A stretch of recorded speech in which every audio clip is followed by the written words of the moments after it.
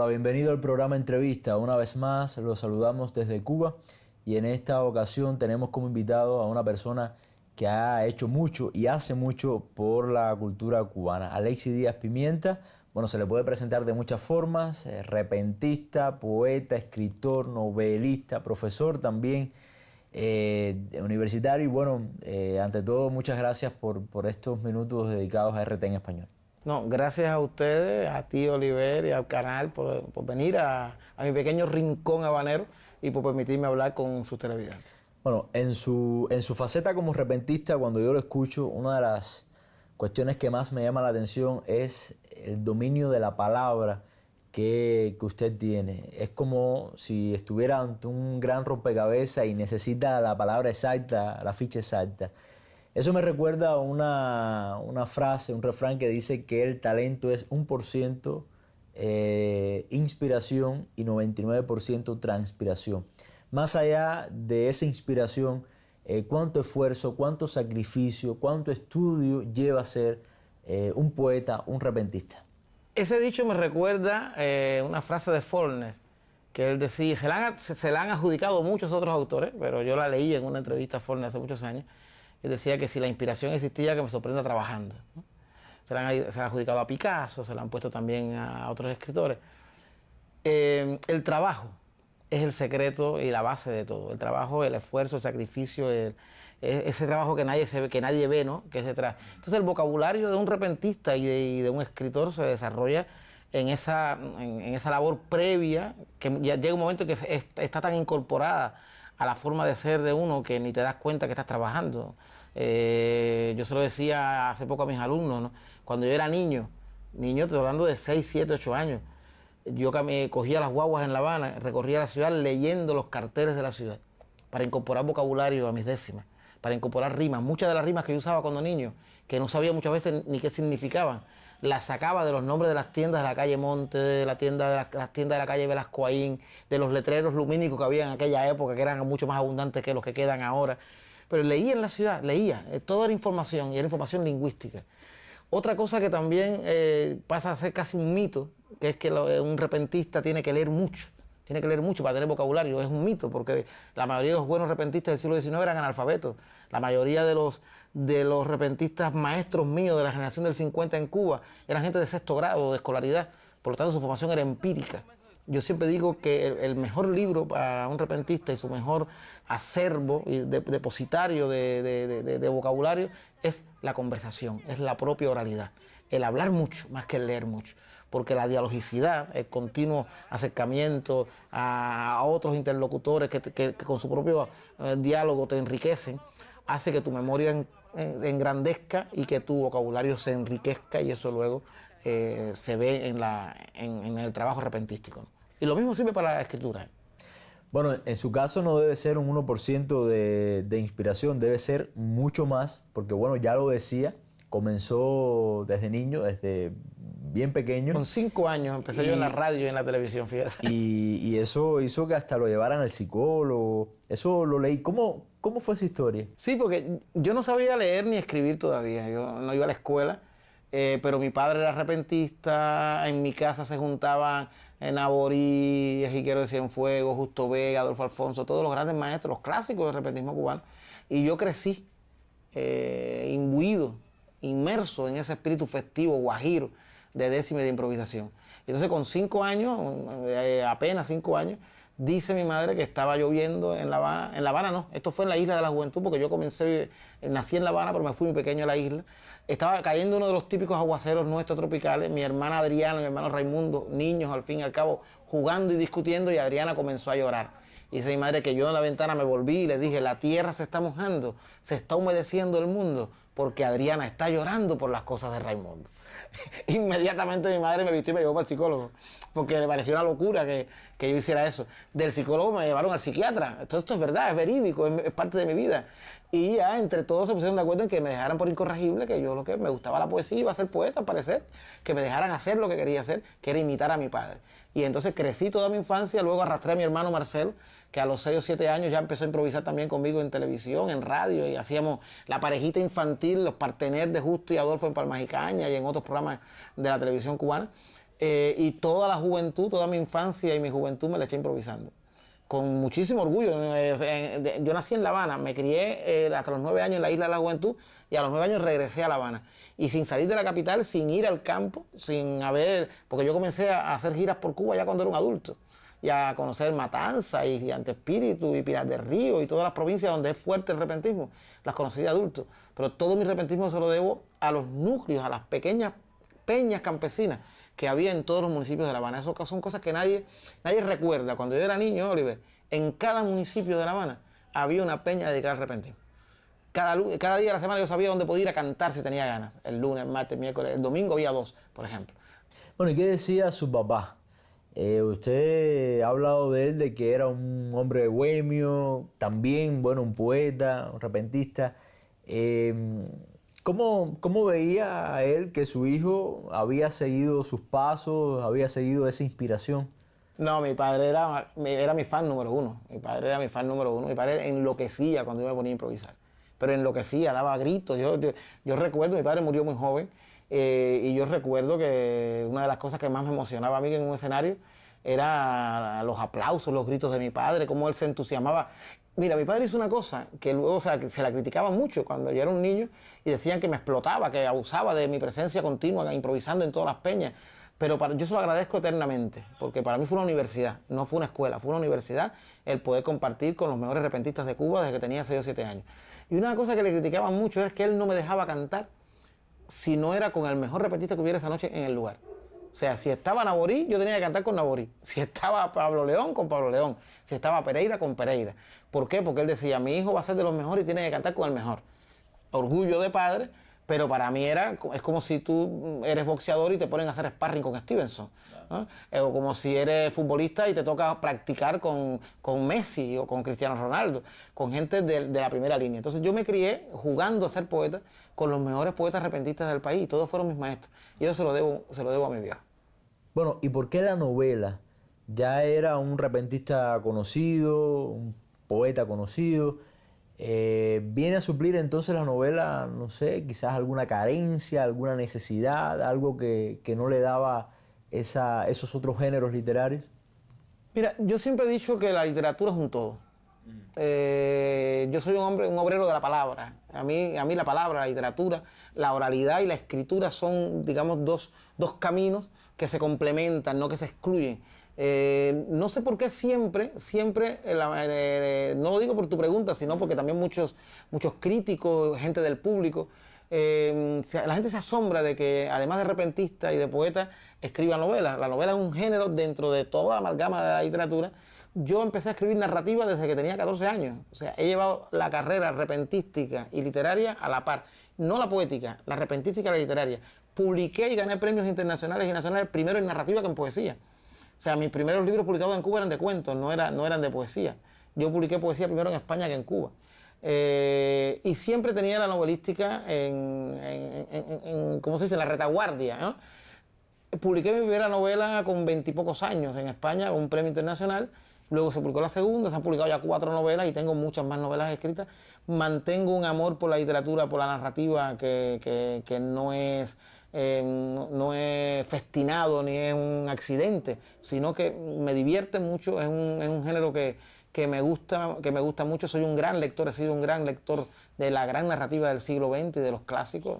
La literatura norteamericana de la década de 50, que es una de las grandes cumbres de la novelística. La literatura europea en general, con grandes cumbres como Italo Calvino, como Milan Kundera. La literatura cubana del siglo XIX y del siglo XX. Por lo tanto, para mí fue muy natural.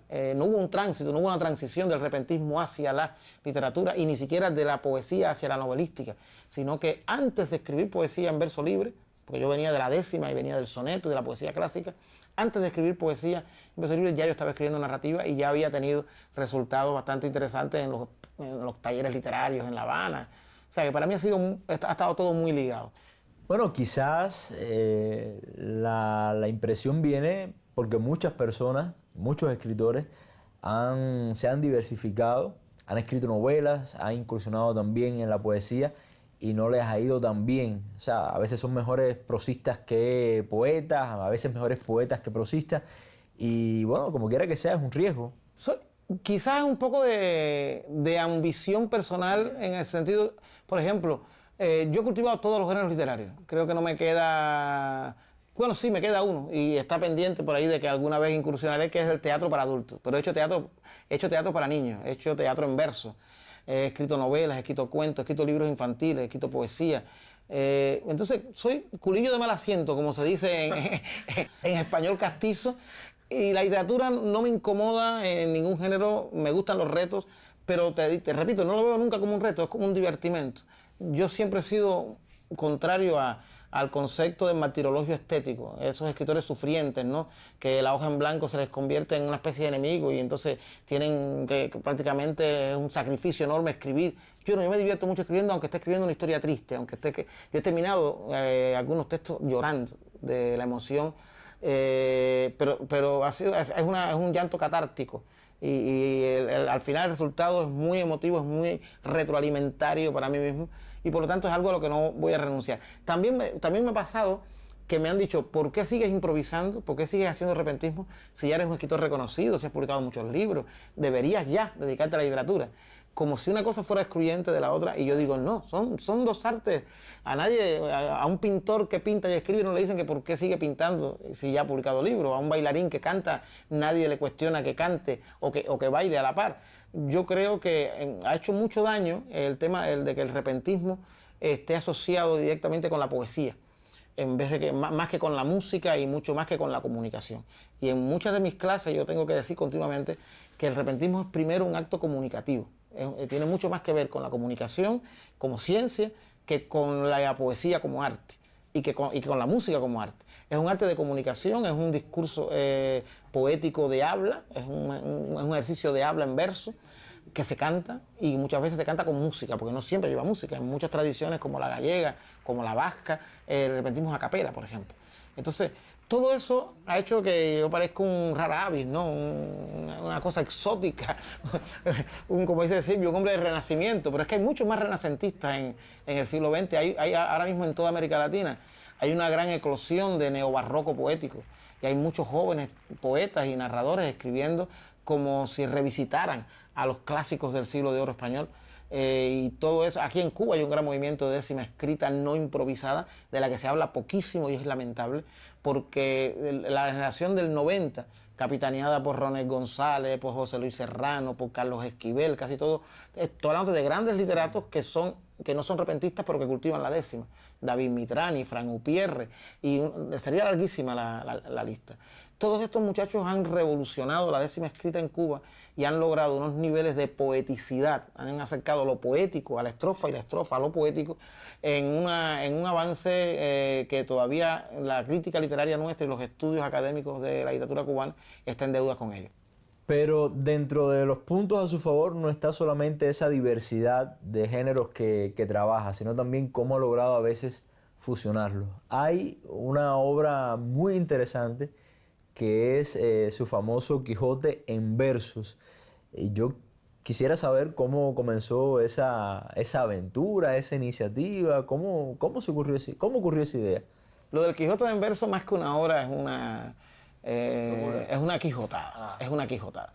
Y fue una obra por encargo. A mí no se me hubiera ocurrido hacer un Quijote en verso. Ya yo había hecho algunos ejercicios no, yo había publicado varios libros que eran versiones en verso de clásicos para niños. Yo había publicado en México cuentos clásicos en verso con versiones mías de los cuentos de los hermanos Grimm, de Perrault, de Andersen.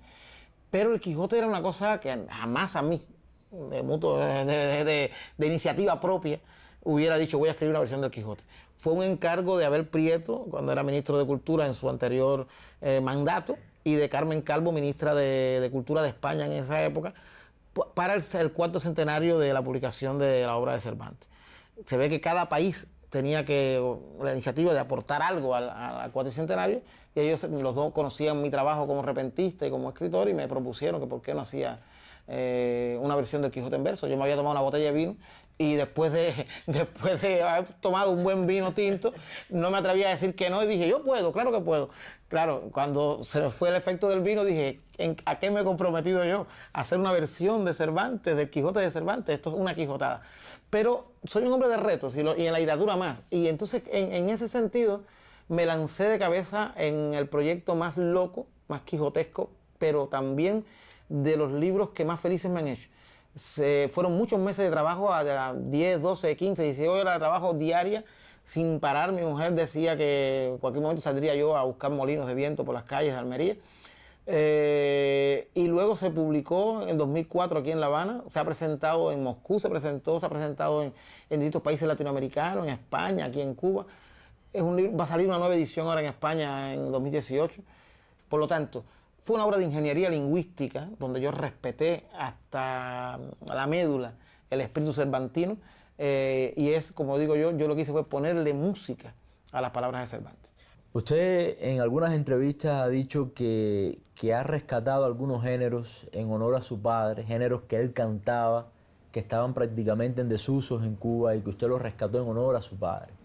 Me llama la atención también que vive durante mucho tiempo en España y sin embargo desde allá sigue potenciando la cultura cubana, lo más autóctono de la cultura del país. Y eso suena, Alexis, a fidelidad con las raíces, a fidelidad con una cultura propia, con una identidad. Y le quiero preguntar, ¿qué significa la fidelidad para Alexis Díaz Pimienta en lo profesional, es decir, como artista y también como persona? Mira, creo que es una de las preguntas más hermosas y más inteligentes que me han hecho en mucho tiempo, porque sinceramente la fidelidad es el motor que me mueve en la vida. Una cosa, mi padre era un guajiro que vino hacia La Habana. Aquí mantuvo sus raíces pinareñas a través de la décima. Nos transmitió ese amor por la cultura guajira a niños que nacimos en la capital. Por lo tanto, yo siempre digo, mi disco se llama El Guajiro Citadino, porque soy un guajiro de la ciudad. Mi amor por la música guajira, por Celina González, por Higuero de Cienfuegos, por Ángel Valiente y por todos los grandes repentistas viene de la impronta de mi padre. Fiel a ese legado, hice escuelas de repentismo para que mis hijos aprendieran y seguí con la tradición. Esa escuela, que empezó como un proyecto casi familiar con mis hijos, se convirtió en un proyecto nacional de escuelas de improvisación y ahora son muchísimos los niños y los jóvenes que siguen siendo fieles a las raíces de la improvisación y de la décima. Es verdad que vivo en España, pero Cuba va conmigo allí donde estoy. Yo puedo, como he dicho varias veces, puedo irme a vivir a la Luna, pero la Luna sería un barrio de La Habana. Y ahí tendríamos que adaptar incluso el mobiliario lunar para nostalgiar menos, ¿no? Entonces, son tipos de fidelidades que para mí son muy importantes. En la literatura, por eso tampoco no abandono el repentismo, aunque le dedico menos tiempo cada vez. Tengo mucho tiempo dedico a la literatura escrita, a la investigación y a la docencia, pero siempre que puedo arranco, cojo un avión y me voy a cantar Punto Guajiro donde quiera que suene una guitarra, o me llevo. Organicé durante muchos años festivales en Málaga, en Almería, para propiciarme a mí mismo la posibilidad de cantar. Y traía a repentistas cubanos, de México, de Puerto Rico, de Venezuela, de cualquier país donde a ver si me estuviera viva.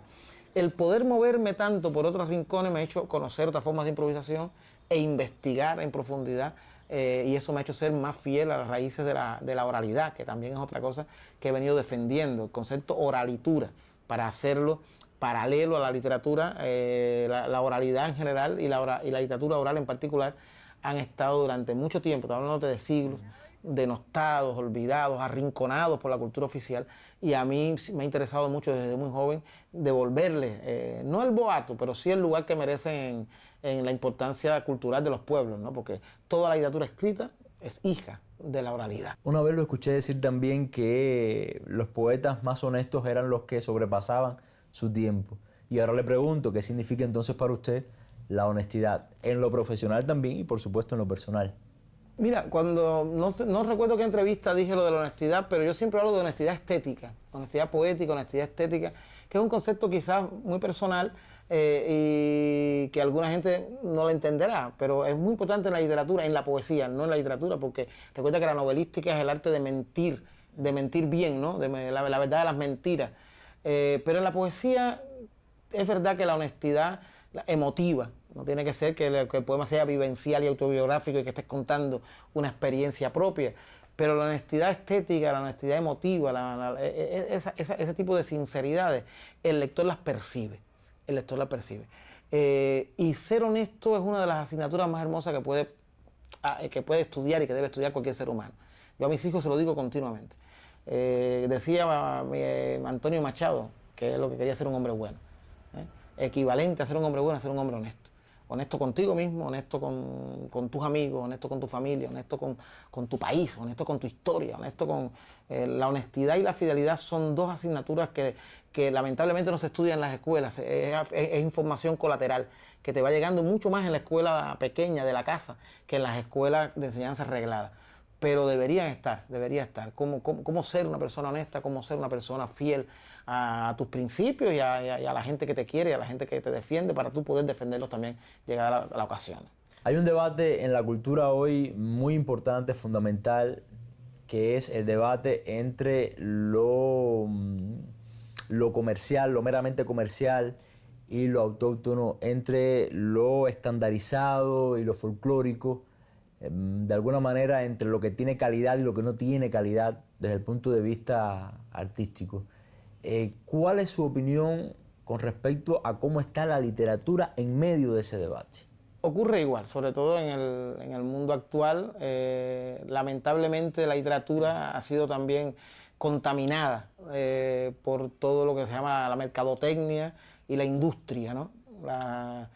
La industrialización de la literatura, como lo de la música y como las otras artes, es un peligro que ya no es un peligro latente, está ahí, está ahí. Mucha pseudoliteratura se cuela como literatura en los grandes mercados y por lo tanto, como consecuencia de eso, mucha buena literatura queda arrinconada y es minoritaria. Hay dos conceptos que son básicamente generales y no son del siglo XXI ni del XX, que también llevan mucho tiempo, que es la literatura como élite, como arte para las élites, y la literatura como espacio abierto para que llegue a más gente. Estos conceptos, como tienen un gran componente subjetivo, ha creado espacios muy equívocos. Y hablo de espacios de nivel también conceptuales, espacios conceptuales. Por lo tanto, es muy difícil discernir cuando una obra es una obra buena porque está apoyada por una gran maquinaria industrial que la apoya y se congratula en apoyarla, y por lo tanto empezamos en una especie, por una parte, de trabajo de Sísifo, de los que no están en esa rueda, y por otra parte de tío vivo, ¿no? De pez que se muerde la cola. Un libro se vende porque hay una maquinaria atrás porque lo promueve, a pesar de que tenga discutibles valores estéticos, o un libro no se vende porque no tiene valores estéticos porque no está apoyada por esa gran industria y por lo tanto no llega a los grandes lectores. A mí me gusta pensar en el concepto de trascendencia de la literatura por sí sola. Había un concepto de un gran pensador francés, Genet, que decía que es el concepto paratexto. Y yo tengo un personaje en una novela que en parte dice cosas que yo pienso y en parte yo digo cosas que piensa el personaje, y ya yo mismo estoy confundido cuáles son de él y cuáles son mías, que es Salvador Golomón, mi tercera novela publicada en España. Y este personaje, que es un escritor cubano muy raro, él decía que los libros llegará el momento en que tengan que publicarse, deberían publicarse sin autor, solamente con el título, y que el libro se abra paso solo, sin ningún ropaje paratextual. ¿Por qué? Porque llega un momento en que los lectores compran a través del nombre del autor, no compran a través de la obra, y los libros deberían defenderse solos. A mí ese concepto, aunque es muy romántico, me gusta mucho. Son muchos años dedicados a rescatar cultura, a rescatar identidad, y eso es un camino muy difícil, muy largo y muy difícil. ¿Cuáles han sido los golpes más dolorosos en ese camino y también cuáles han sido los logros más dulces? Dolorosos no recuerdo, fíjate. Yo creo que yo he sido un hombre afortunado en el mundo del arte. Doloroso, a mí los dolores más grandes de mi vida ha sido la muerte de mi padre, que no fue un dolor, fue una catombe emotiva. De ahí nació uno de mis libros más importantes, que es Cuarto de Mala Música, que es el libro que le dedico a él y a su muerte. Yo tenía 24, 25 años cuando mi padre falleció. Y es un dolor que todavía ha marcado el resto de mi obra, ¿no? La ausencia, porque no era solamente padre, era el guía artístico, era el entrenador poético. Alegrías muchas, alegrías muchas. No recuerdo la alegría del primer libro publicado, porque han pasado muchos años, pero sí supongo que cuando yo vi aquel pequeño aquella pequeña plaqueta de la editorial Extramuros, con mis cuentos del premio Luis Rogelio Noguera del año 91, que fue el primer libro que yo publiqué, Huixel y Quexal, Para que te des cuenta del nivel de alegría que yo tenía, creo que en aquel momento me habían pagado como 105 pesos de derecho de autor. Y yo cobré el cheque, me fui a la librería y compré todos los ejemplares que había para poder regalarlo. Me gasté todo el dinero en comprar mis propios libros para regalarle porque yo quería que la gente me leyera. Era una alegría y una emoción muy grande, ¿no? Emociones, los lectores. O sea, mis libros de Chamaquili, por ejemplo, los libros para niños, ha sido una de las obras que más emociones me han provocado. Ver que las madres durante muchos años han llamado Chamaquilis a sus hijos, como si fuera un vocativo, a partir del personaje del libro, que es un libro inspirado en mi hijo más pequeño, en mi hijo Alejandro. Esto es un libro que me ha dado muchas alegrías y también la alegría, no lo voy a negar, de algunos premios internacionales que han podido refrendar mi trabajo narrativo, porque como a mí, mira, quizás sí, quizás hay algo que no he contado nunca y que es una marca dolorosa, y es el encasillamiento.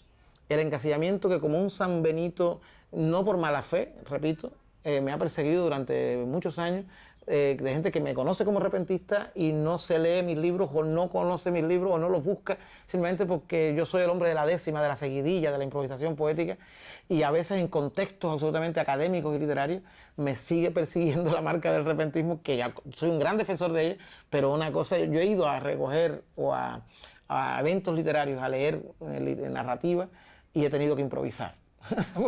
porque es una marca, ¿no? Y entonces yo le digo muchas veces, cuando juegas fútbol y juegas béisbol, en un terreno de béisbol, no te pones a patear un balón de fútbol. Te adaptas a la situación, ¿no? Con el arte es complicado. Bueno, me alegra entonces que en ese balance haya tanta satisfacción. Yo le agradezco una vez más habernos recibido y habernos dedicado estos minutos a RT en Español. No, muchísimas gracias a ustedes, de verdad, a ti, Oliver, y al canal por haberme permitido hablar con los lectores, y espero que no sea la última vez que nos veamos. Nosotros nos volvemos a ver en un próximo programa Entrevista.